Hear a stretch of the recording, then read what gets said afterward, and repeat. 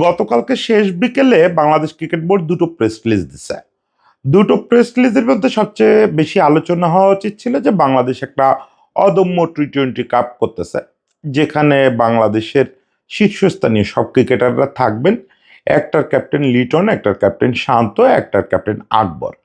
এরকম একটা টুর্নামেন্টের কথাই তো কদিন আগে বলতেছিলাম যে এরকম একটা টুর্নামেন্ট হলে খুব ভালো হয়, কারণ খেলার মাঠে খেলা থাকলে বাইরের আলোচনা মন্দ হয়ে যায়। এটাই হচ্ছে সবচেয়ে ভালো উপায়। কিন্তু ঘটনা হচ্ছে এর ঠিক আগে আগে আরেকটা প্রেস রিলিজ দিচ্ছে ক্রিকেট বোর্ড। সেটাতে বলা হচ্ছে যে ক্রিকেট বোর্ডে সাংবাদিকদের সাংবাদিকদের মেনশন করে বলা হয়নি, ক্রিকেট বোর্ডে প্রবেশটা একটু রেস্ট্রিক্টেড। সুনির্দিষ্ট কিছু কারণ ছাড়া ক্রিকেট বোর্ডে সাংবাদিকরা প্রবেশ করতে পারবেন না। ক্রিকেট বোর্ড না, মিরপুর শেরে বাংলা স্টেডিয়ামটাই পুরোটাই। সেটা হচ্ছে যে ম্যাচ ডেতে প্রবেশ করতে পারবেন, বা যদি কোনো প্র্যাকটিস সেশন নোটিফাই করা হয় সেটাতে প্রবেশ করতে পারবেন। এছাড়া কোনো কিছুতে ইনভাইটেড হলে প্রবেশ করতে পারবেন, কিন্তু রোজ দিন আর মিরপুর শেরে বাংলা স্টেডিয়ামে ঢোকা যাবে না। এটা নিয়ে বেশ শোরগোল চলতেছে। দুরকম আলোচনা হচ্ছে। একটা হচ্ছে সাংবাদিক কমিউনিটিতে আলোচনা হচ্ছে যে এতে সাংবাদিকদের সংবাদ সংগ্রহের যে পথটা সেটা রুদ্ধ করে দেওয়া হলো। এটা আরও বেশি কণ্ঠরোধ করার একটা ব্যাপার। আর একটা ব্যাপার হচ্ছে যে বাংলাদেশে এনিহাও একটা সাংবাদিক বিদ্বেষী মনোভাব গত কয়েক বছরে গ্রো করছে, যেটাতে একটা ধারণা হচ্ছে, যে পপুলার ধারণা, যে যাবতীয় মুশকিলের জন্য দায়ী হচ্ছে সাংবাদিকরা। মানে ঘটনাটা খারাপ এটা সমস্যা না, সমস্যা হচ্ছে সাংবাদিকরা খারাপ ঘটনাটা প্রকাশ করে। এই কারণে লোকের আবার খুশি যে সাংবাদিকরা ওখানে যাওয়া বন্ধ হয়েছে, ফলে সব বাজে ঘটনা জানা থেকে আমরা দূরে থাকবো, এখন সব ভালোই ঘটবে। এখন রিয়েলিটি এই দুটো কোনোটাই না। রিয়েলিটি এই সাংবাদিকরাও যেটা বলতেছেন এটার মাধ্যমে কণ্ঠরোধ করা হলো, এতটাও না। আবার এটাও না যে সাংবাদিকদের দূরে রাখলেই সব ভালো ভালোই ঘটবে, ভেতরে আর খারাপ ঘটনা ঘটবে না। আমি একটু বলি যে এই জিনিসটা আসলে কি মিন করে, এইভাবে সাংবাদিকদের রেস্ট্রিক্টেড করাটা কি মিন করে। দেখেন, শুরুতে একটা জিনিস আমাদের সবার বুঝতে হবে, সেটা হচ্ছে পৃথিবীর বড় ক্রিকেট বোর্ড কোথাও সাংবাদিকদের এরকম অবাধ প্রবেশাধিকার নাই। ক্রিকেট বোর্ড বলেন, মূল ভেন্যু যেটাতে হচ্ছে ন্যাশনাল টিমের বা বড় টিমগুলোর প্র্যাকটিস হয়, সে জায়গায় এরকম অবাধ প্রবেশাধিকার থাকে না।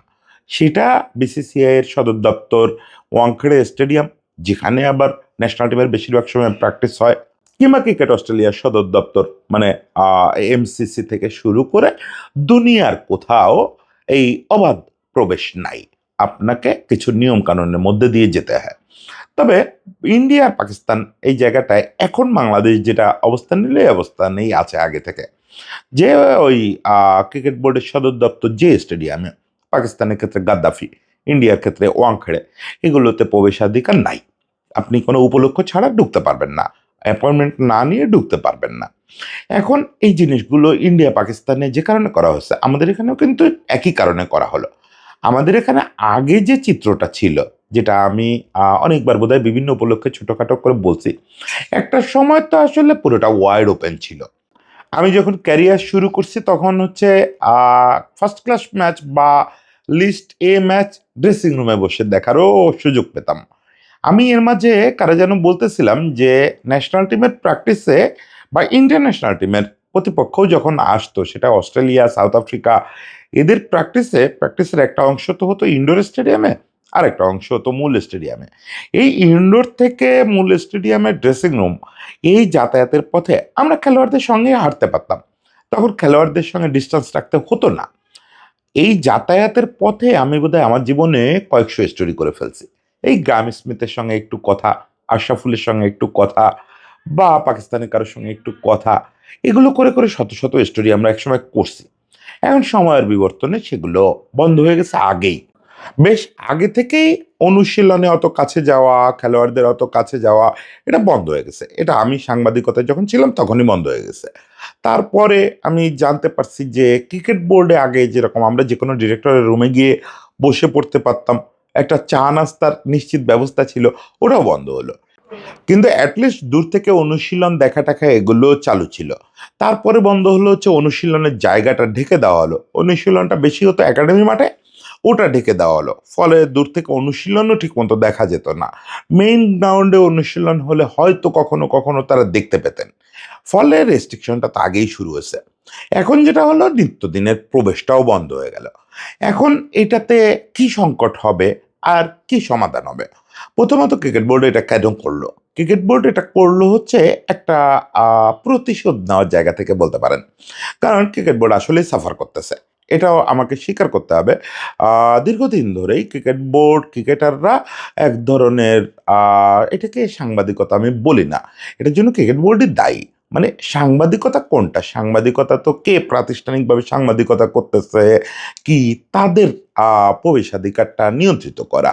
তো ক্রিকেট বোর্ড নানাভাবে এক ধরনের বাজে সাংবাদিকতার শিকার হচ্ছে, ক্রিকেটাররা হচ্ছে।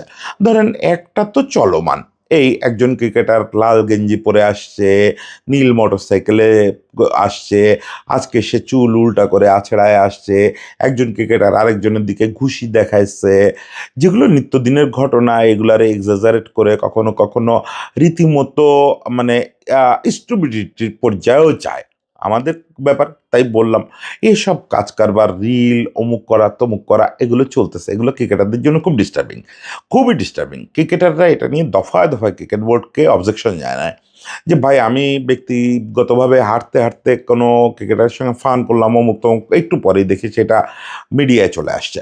মানে ওই সোশ্যাল মিডিয়াতে ওই সব আউটলেটের রিল চলে আসছে হাস্যকর ক্যাপশন দিয়ে।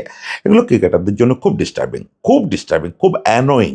এবং এটা নিয়ে ক্রিকেটাররা খুব ডিস্টার্বডও ফিল করে, যে কারণে যারা রিয়েলি জার্নালিজম করেন তারা আবার ক্রিকেটারদের ফোনে বা কোনোভাবে রিচ করতে পারেন না। কারণ তারা ডিস্টার্ব হইতে হইতে এমন একটা জায়গায় ঠেকে গেছে আমাদের ক্রিকেটাররা, যে এরা নিতে পারতেছে না। এটা একটা ব্যাপার। আর হচ্ছে সাম্প্রতিক উদাহরণ তো আপনারা দেখলেনই, যে বুলবুল ভাইকে নিয়ে গত 2-3 দিনে দুটো খুব বাজে ধরনের একেবারে নোংরামি মার্কা নিউজ ছড়ানো হলো, করা হলো। একটা তো মেইন স্ট্রিম মিডিয়াতেই আসলো। ওকে, এইগুলো তো আসলে কি করবেন? আপনি কি সাংবাদিকদের প্রবেশাধিকার ঠেকায় এগুলো ঠেকাতে পারবেন? পারবেন না, পারবেন না। এই যে দুটো নিউজের শিকার বুলবুল ভাই হইছে, এই দুটো নিউজ কি করতে যারা করছে তারা কি স্টেডিয়ামে গিয়ে করছে? বা বিসিবি অফিসে গিয়ে করছে? না, করে নাই। এগুলো ডেস্কে বসেই করছে। বরং আমি বলব, প্রথমত হচ্ছে সাংবাদিকদের জন্য তো অবশ্যই আমি মনে করি যে আরও বেটার ট্রিটমেন্ট দরকার। সাংবাদিকরা যাতে প্র্যাকটিস বেশি দেখতে পারেন, সেগুলো দরকার। সেটা একটু পরে বলতেছি যে সেগুলোতে পলিসিটা কি হওয়া উচিত। কিন্তু বিসিবি বরং এটাতে সাফার করবে। সাফার করবে কি? আপনি যখন ভিন্ডিকশনের খেলাটা শুরু করেন, এখন তো সাংবাদিকরাও প্রতিপক্ষ হয়ে গেল। এমনিতেই তো প্রতিপক্ষ অনেক দিন ধরেই বিসিবির সঙ্গে, সাংবাদিকদের সেই দিন আর নাই। একটা সময় আমরা যেটা দেখছি যে পরস্পরের কমপ্লিমেন্ট করে, এখন সেটা আর নাই। এখন বিসিবিও সাংবাদিকদের অ্যাটাক করে কথা বলে। আর সাংবাদিকতার নামে যে কন্টেন্ট জার্নালিজম, রিয়েল জার্নালিজম যেগুলো হচ্ছে, এগুলোতে আসলে বিসিবিকেও খুব বাজেভাবে বিসিবির বিরোধিতা করা হয়। মনে হয় যে ব্যক্তিগত পর্যায়ে চলে গেছে ব্যাপারটা। ব্যক্তিগত আক্রমণও করা হয়। মানে কি বলবো, সব কিছুই করা হয়। এখন এই জিনিসটা বাড়বে। কারণ এই যে বিসিবি একটা ভিন্ডিকটিভ পদক্ষেপ নিল, এটার ফলে যেটা হবে, দুটো কারণে এটা বাড়বে। একটা তো ভিন্ডিকশনের জায়গা থেকে সাংবাদিকরা খেপে যাবে, এখন খেপে গিয়ে আরও বেশি উল্টোপাল্টা নিউজ করবে। উল্টোপাল্টা নিউজ তো খুঁজলে আপনাদের সবার নামেই পাওয়া যাবে। আর সবার নামে না থাকলেও এটা বানানোও খুব কঠিন কিছু না। এদেশে যেহেতু সাংবাদিকতা করে খুব বড় কোনো শাস্তিও হয় না, ফলে এগুলোও হতে থাকবে। এক্সাজারেট হবে, নানা রকম নিউজ বানানো হবে। আরেকটা ব্যাপার যেটা হবে, যে দেখেন, সাংবাদিকদেরও কিন্তু এটা চাকরি। ফলে সাংবাদিকদের ওই জায়গাটাও আপনার মাথায় রাখতে হবে যে তাকে আসলে কিছু ডেইলি বরাদ্দ দেওয়া হয় অফিস থেকে। ধরেন যে ছেলেটা মোবাইল নিয়ে গিয়ে হাজির হচ্ছে, সেই ছেলেটার একটা দায়িত্ব থাকে প্রতিদিন, যে তুমি মাঠ থেকে 3টা কন্টেন্ট পাঠাবা, 3টা ভিডিও কন্টেন্ট পাঠাবা। বা যে রিপোর্টারটা মাঠে যাচ্ছে প্রিন্টের, তার দায়িত্ব থাকে প্রতিদিন 2টা করে রিপোর্ট দিবা তুমি। তোমার জায়গা ভরানোর ব্যাপার আছে। এখন এই জায়গাটা তো ভরাতেই হবে। আপনার প্রিন্টের বলেন বা ইলেকট্রনিক মিডিয়া বলেন, সব জায়গার ওই জায়গাটা ভরাতে হবে। এখন আপনি যদি অ্যাক্সেস বন্ধ করে দেন, তাহলে মুশকিলটা হয় কি, তখন আরও বেশি ওই ডেস্ক জেনারেটেড নিউজ এবং আজগুবি নিউজ প্রডিউস হয়। তথ্যের প্রবাহ জিনিসটাকে আপনি যখনই বন্ধ করতে চাইবেন, তখনই অপতথ্য ছড়ায়। আপনি কখনো তথ্যের প্রবাহ বন্ধ করে অপতথ্য আটকাইতে পারবেন না, বরং অপতথ্য বাড়বে। আপনি দেখছেন আমাদের সেক্রেটারিয়েটে যখনই সাংবাদিকদের প্রবেশ বন্ধ হয়েছে তখন থেকেই সেক্রেটারিয়েট নিয়ে আজগুবি নিউজ হওয়া বাড়ছে। এটা পৃথিবীব্যাপী শিক্ষা। পৃথিবীব্যাপী শিক্ষা হচ্ছে যে আপনাকে অপতথ্য প্রতিরোধে অন্য সব পদক্ষেপ নিতে হবে, কোনোভাবেই তথ্যের দুয়ার আটকায় দেওয়া যাবে না। যখনই আপনি দুয়ার আটকাবেন তখনই এটাকে মিস্ট্রি বানানো হবে। দেখেন, যে লোকটা সাংবাদিকতা করতেছে, যে লোকটা চোখের সামনে দেখতেছে যে একজন ক্রিকেটারের সামান্য নিগল, খুব সামান্য একটু চোট, সেটা নিয়ে সে মজা করতে করতেই ব্যাট করতেছে, ওটা নিউজ হবে না। কিন্তু যখন ওই ছেলেটার ওই দৃশ্যটা সাংবাদিক দেখে নাই, সে যখন পাঁচ কান হয়ে জিনিসটা শুনবে তখন ওইটা একটা এক্সাজারেশন পূর্ণ একটা বাজে নিউজ হবে। আর আপনি যখনই দরজা আটকায় দিবেন, দরজার ওপাশে সব কিছুর রহস্যময় মনে হবে, সব কিছুর অন্ধকার জগতের ব্যাপার মনে হবে। ফলে আজকে যেটা করলো বিসিবি, এতে এক্সাজারেট নিউজ বাড়বে, যেটা স্বীকার কিন্তু ইন্ডিয়ান ক্রিকেট বোর্ড দীর্ঘকাল ধরে হচ্ছে, পাকিস্তান ক্রিকেট বোর্ড দীর্ঘকাল ধরে হচ্ছে। যখনই তারা দরজা আটকায় দিছে তখনই ওই বানানো নিউজ, আজগুবি নিউজ, অনুমান ভিত্তিক নিউজ, সোর্সেস সেইড নিউজ এগুলো বাড়বে। এখন কথা হচ্ছে যে তাহলে বিসিবির করণীয়টা কি? এখানে অস্ট্রেলিয়া নিউজিল্যান্ডের মডেল ফলো করতে হবে। প্রথমত হচ্ছে যে বোর্ডের মধ্যে যে এই যে সাবোটাস টাইপের ব্যাপার স্যাপার, এগুলো নিজেরা বসে সমাধান করতে হবে। দেখেন, গত কয়েকদিন ওই যে বুলবুলের যে নিউজটা নিয়ে আপনারা বেশি ক্ষুব্ধ বোর্ড, এই নিউজগুলো বোর্ড থেকেই সাপ্লাই দেওয়া হয়েছে, এটা আমি আপনাকে লিখে দিতে পারি। কেউ না কেউ বোর্ড থেকে এরকম তথ্য, এরকম আজগুবি তথ্য লোকেদের জানাইছে, জানাইলে সেটা অনুযায়ী এইসব নিউজ হয়েছে, এইসব ফটো কার্ড হয়েছে। এখন এই জিনিসটা আপনাদের সাবোটাস, নিজেদের বিপক্ষে নিজেদের লাগা, এগুলো সমাধান করতে না পারলে এগুলো বাড়তেই থাকবে। আপনার বোর্ডের ভিতর থেকে আজগুবি সব নিউজ সরবরাহ করা হবে, ফলে আপনি দরজা আটকায় কিন্তু ওই অন্তর্ঘাতমূলক তৎপরতা চলবে, তাতে আপনি কখনোই এসব নিউজ বন্ধ করতে পারবেন না। আপনাকে একটা সিস্টেমের মধ্যে আসতে হবে। আপনি যদি ক্রিকেটারদের জন্য অ্যানোয়িং ওই অ্যাক্টিভিটিসটা বন্ধ করতে চান, অমুক তমুক, তাহলে আপনার ক্রিকেট অস্ট্রেলিয়া, ক্রিকেট নিউজিল্যান্ডে এদের দৃষ্টান্ত নিতে হবে। সেটা হচ্ছে যে সাংবাদিকদের জন্য একটা নিশ্চিত প্রবেশাধিকারের ব্যবস্থা রাখা। প্রতিদিনই তারা ঢুকবেন, কোথায় কোথায় যেতে পারবেন এটা নিয়ন্ত্রিত হবে। আপনি টাইমও ফিক্স করে দিতে পারেন যে প্রতিদিন সকাল 11টা থেকে 12টা বা 2টা পর্যন্ত তুমি সর্বোচ্চ মাঠে থাকতে পারবা। এবং একটা দারুণ পদক্ষেপ, খুব জরুরি পদক্ষেপ হচ্ছে পার্মানেন্ট অ্যাক্রেডিটেশন করা, যেটা আসলে বিসিবিকে সবচেয়ে বেশি বিপদে ফেলতেছে এবং বাংলাদেশে যারা প্রকৃত সাংবাদিকতা করতে চান তাদেরকে সবচেয়ে বেশি বিপদে ফেলতেছে। বাংলাদেশ ক্রিকেট বোর্ড সম্ভবত টেস্ট খেলুড়ে দেশগুলোর মধ্যে একমাত্র ক্রিকেট বোর্ড যাদের পার্মানেন্ট কোনো অ্যাক্রেডিটেশন সিস্টেম নাই। দেখেন, আমরা যখন সাংবাদিকতা করতাম আইসিসি ফর্ম ফিল আপের সময় ওখানে একটা বক্স ছিল যে do you accredited to with your own board. এখন এই পোস্টে আমরা সবসময় ইয়েস লিখতাম। কিভাবে ইয়েস লিখতাম? আসলে কি আমরা পার্মানেন্টলি অ্যাক্রেডিটেড? একদমই না। আমাদের এখানে সিরিজ বাই সিরিজ একটা অ্যাক্রেডিটেশন কার্ড দেওয়া হয়। অ্যাকচুয়ালি ওটা সিরিজ কাভারের অনুমতিপত্র। পার্মানেন্ট অ্যাক্রেডিটেশন বলে বাংলাদেশে কিছু নাই। ফলে কে বোর্ডে ঢুকতে পারবে না পারবে, কার যোগ্যতা আছে, কে রিয়েলি জার্নালিস্ট, মানে ক্রিকেট জার্নালিজম কে করবে, এই ব্যাপারটা আসলে বিসিবিকে আগে ঠিক করতে হবে। তাই সেইটা যদি আপনি করতে পারেন, আপনি যখন সিজন কার্ড দেবেন, যেটা আমাদের এখানে আগে ছিল, এই পার্মানেন্ট অ্যাক্রেডিটেশন কার্ডকে আগে সিনিয়ররা সিজন কার্ড বলতেন। যখন আপনি সিজন কার্ড চালু করবেন ছবি সহ, ওই লোকটার হাউস বদলে যেতে পারে, কিন্তু তার যে কর্ম অভিজ্ঞতা সেটার সুবাদে তার একটা পার্সোনাল অ্যাক্রেডিটেশন থাকবে। হ্যাঁ, সিরিজ যখন আসবে তখন আপনি তাকে ওই সিরিজটা কাভারের অনুমতি দিবেন কিনা, সেটা সে কোন হাউসে অ্যাটাচড আছে অমুক তমুক সেটা দেখবেন।